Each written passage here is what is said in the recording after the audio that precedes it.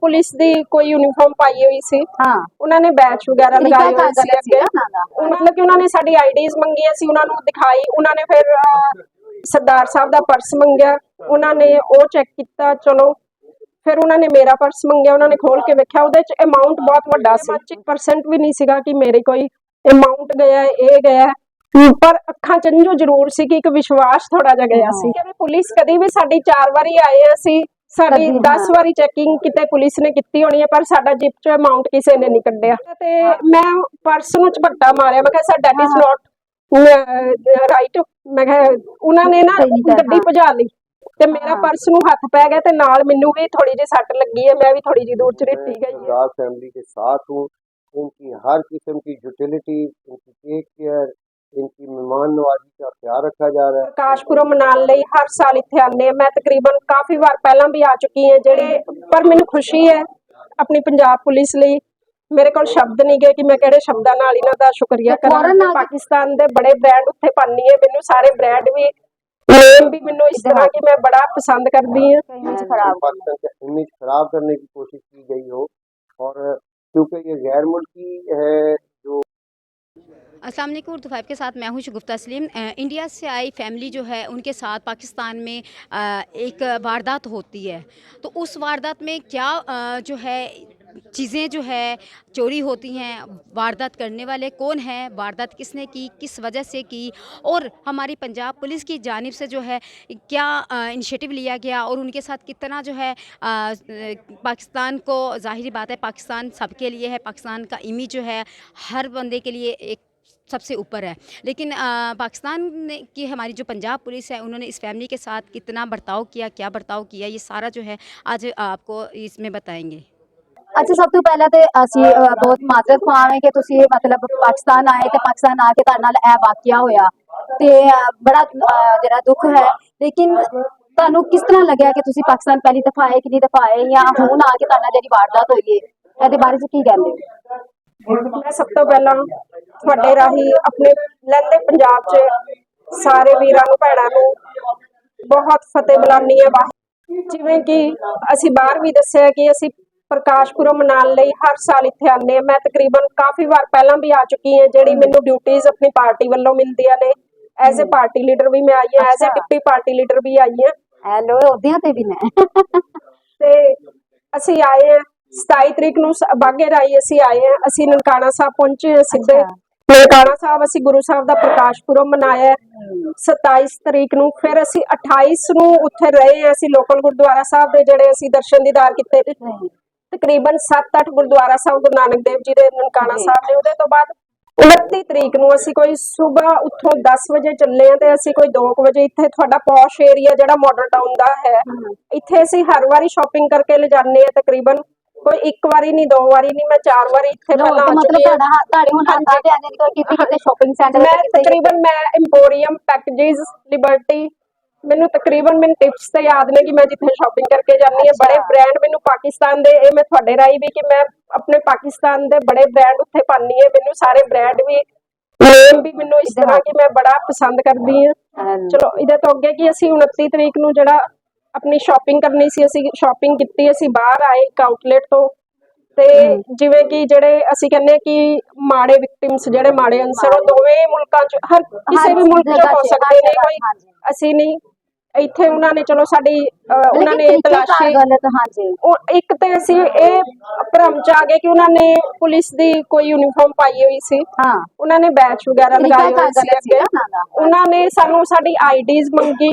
असीं कहा कि इत्थे दी कोई इंटैरोगेट एजेंसी या इंटैरोगेटिव वाले कोई डिपार्टमेंट है जिन्हां ने आते जांदे सी ते तुहानू ते आईडिया भी है सी?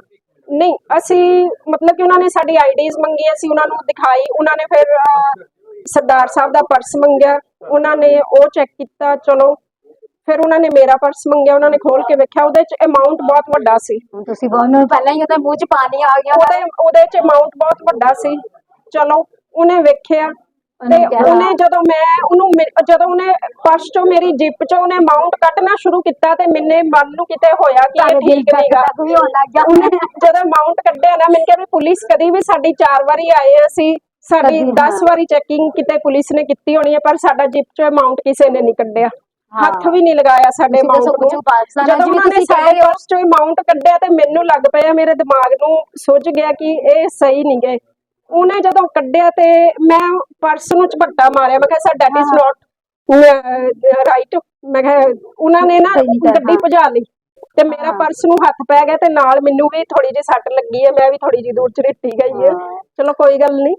ਤੇ ਪਰ ਮੈਨੂੰ ਖੁਸ਼ੀ ਹੈ ਆਪਣੀ ਪੰਜਾਬ ਪੁਲਿਸ ਲਈ, ਮੇਰੇ ਕੋਲ ਸ਼ਬਦ ਨਹੀਂ ਗਏ ਕਿ ਮੈਂ ਕਿਹੜੇ ਸ਼ਬਦਾਂ ਨਾਲ ਇਹਨਾਂ ਦਾ ਸ਼ੁਕਰੀਆ ਕਰਾਂ। ਫੌਰਨ ਆ ਗਏ ਪੁਲਿਸ ਵਾਲੇ ਤੁਹਾਡੇ ਕੋਲ? ਵਿਦਿਨ 5 ਮਿੰਟ ਜਿਹੜੇ ਉਹਨਾਂ ਨੇ ਸਿਵਲੀਅਨ ਨੇ ਫੋਨ ਕੀਤਾ 15 ਤੇ ਆਈ ਥਿੰਕ ਕਿਤੇ ਫੋਨ ਹੁੰਦਾ ਹੈ। ਹਾਂਜੀ, 15 ਤੇ ਉਹਨਾਂ ਨੇ ਖੜੇ ਹੋ ਕੇ ਜਿਹੜੇ ਮੇਰੇ ਵੀਰ ਸੀਗੇ ਉਹਨਾਂ ਨੇ ਹਾਂਜੀ। ਫਟਾਫਟ ਫੋਨ ਕੀਤਾ, ਪਾਣੀ ਵਗੈਰਾ ਪਿਆਇਆ ਮੈਨੂੰ ਕਿ ਬਾਜੀ ਤੁਸੀਂ ਬੈਠੋ, ਪਾਣੀ ਪੀਓ, ਰਿਲੈਕਸ ਹੋ। ਚਲੋ ਕੋਈ ਮਣਖ ਨਹੀਂ ਗਾ, ਔਰ ਮੇਰੇ ਮਨ 'ਚ 1% ਵੀ ਨਹੀਂ ਸੀਗਾ ਕਿ ਮੇਰੇ ਕੋਈ ਅਮਾਉਂਟ ਗਿਆ ਇਹ ਗਿਆ, ਪਰ ਅੱਖਾਂ 'ਚ ਅੰਜੂ ਜ਼ਰੂਰ ਸੀ ਕਿ ਇੱਕ ਵਿਸ਼ਵਾਸ ਥੋੜਾ ਜਿਹਾ ਗਿਆ ਸੀ। अब 1 दिन के बाद आप दोबारा आएंगी? ਅਸੀਂ ਬਾਰ-ਬਾਰ ਆਣਾ ਚਾਹਾਂਗੇ ਤੇ ਮੈਂ ਗੁਰੂ ਸਾਹਿਬ ਅੱਗੇ ਇਹੀ ਅਰਦਾਸ ਕਰਕੇ ਗਈ ਹਾਂ ਨਨਕਾਣਾ ਸਾਹਿਬ ਤੋਂ ਕਿ ਗੁਰੂ ਸਾਹਿਬ ਤੁਹਾਡੇ ਦਰ ਤੇ ਆਏ ਹੈ, ਇਸੇ ਤਰ੍ਹਾਂ ਹੀ ਜਦੋਂ ਤੱਕ ਮੇਰੇ ਸਵਾਸ ਰਹਿਣ ਤੇ ਅਸੀਂ ਵਾਰੀ-ਵਾਰੀ ਆਉਂਦੇ रहिए। तो गुरु साहब ਨੂੰ ਪਤਾ ਉਹਨਾਂ ਨੇ ਜਦੋਂ बुलाया। बहुत शुक्रिया जी। इस वक्त हमारे साथ डीएसपी बिलाल साहब मौजूद है, जिनकी काविशों से जो है ये सारा मामला हल हुआ और इनकी टीम जो है किस तरह जो है एक्टिव हुई और किस तरह से इन्होंने ये सारा रिकवर किया, ये सारी जो है बातें इनसे जानते हैं। अस्सलाम वालेकुम। मैं थोड़ा मुख्तरन आपसे अर्ज करूँगा कि ये जैसे ही ये वारदात हुई तो फौरी तौर पे मोहम्मद अली भट्ट साहब CIA के DSP वहाँ से गुजर रहे थे, उन्होंने ह्यूमैनिटेरियन बेसिस पे सरदार साहिबान फैमिली को परेशान देखा और ये बात फिर फौरी तौर पे चीफ मिनिस्टर साहब के नोटिस में आ गई। उन्होंने इस पर पर्सनल एक्शन लिया। IG का पंजाब और CCP ऑफ लाहौर और स्पेशली फिर फील्ड ग्राउंड और अख्तियारात और ऑन ग्राउंड वर्क के हिसाब से DIG अली नासिर रिजवी साहब ने इसको बिल्कुल, और फिर CI ने इसको ट्रेस करने में कैप्टन लियाकत साहब की सरबराही में तमाम टीम ने इस पर वर्क किया और आज तक वर्क कर रही है।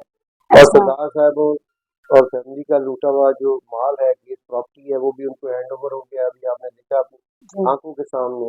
और उसके अलावा ये हॉस्पिटैलिटी के लिए, इनकी टेक केयर करने के लिए DH ऑपरेशन में जिस दिन से वारदात हुई आज तक मैं 24 hours by the order of the DH operation में सरदार फैमिली के साथ हूँ। इनकी हर किस्म की यूटिलिटी, इनकी टेक केयर, इनकी मेहमान नवाजी का ख्याल रखा जा रहा है। और हम इस खिते पे और इस खतूत पे भी हम इन्वेस्टिगेशन कर रहे हैं कि क्या कोई ऐसा एनिमी कंट्री या कोई ऐसा जो पाकिस्तान की तरक्की के मुखालफ हो वो इसको कोई और रंग दे के और हमें पाकिस्तान का इमेज खराब पाकिस्तान का इमेज खराब करने की कोशिश की गई हो। और क्योंकि ये गैर मुल्की है जो वारदात की है, जो अक्यूज्ड है, अच्छा, जो मुल्जिमान है वो गैर मुल्की वो हैं। गैर मुल्की हैं, तो अभी उनकी मजीद तफ्तीश जारी है और हर एंगल से हो रही है और तमाम एजेंसियाँ इसको जॉइंट वेंचर करके कर रही हैं। और सरदार साहब और उनकी फैमिली बड़ी खुश है और वो अपने आप को पाकिस्तान का हिस्सा समझते हैं।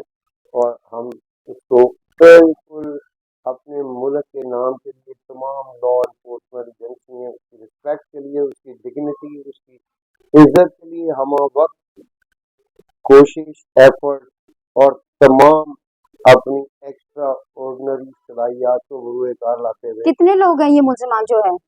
मुल्जिमान अभी तक तो हम 3 जो हैं वो हम पकड़ चुके हुए हैं। बाकी मुल्जिमान जो हैं इवन देन हम इनके सहूलत कार, जो इनके सपोर्टर्स हैं या जिन्होंने किसी भी एंगल से इनकी हेल्प की है, उनको भी हम जो है वो अपने रिडार पर लाएंगे और उनके खिलाफ भी कार्रवाई जल्द से जल्द आपके इल्म में भी आ जाएगी और हमको कुफर सरदार से पहुँचा देंगे। कितने टाइम में आपने ये मुल्जिमान जो है पकड़े हैं? ये बहुत बड़ा टारगेट था, ये 2 लफ्जों में बात कवर नहीं हो सकती। इसके लिए ग्रास रूट लेवल से ऊपर एंड लेवल तक हर अफसर ने अपनी नींदें हराम की हैं और मेहनत की है और जिसका अल्लाह पाक ने ये रिजल्ट दिया है। एक जॉइंट वेंचर था, हर बंदे ने अपना हिस्सा डाला है।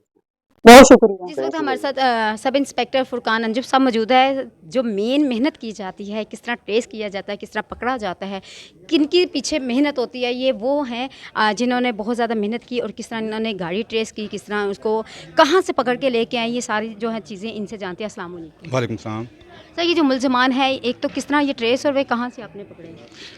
ये मुल्ज़मान जो हैं इनको हमने बदरिया CCTV फुटेज इनको ट्रेस किया है, क्योंकि ये गाड़ी जो थी इनकी फेक नंबर प्लेट लगा के उस पर वारदात की और फिर दोबारा नंबर प्लेट चेंज किया।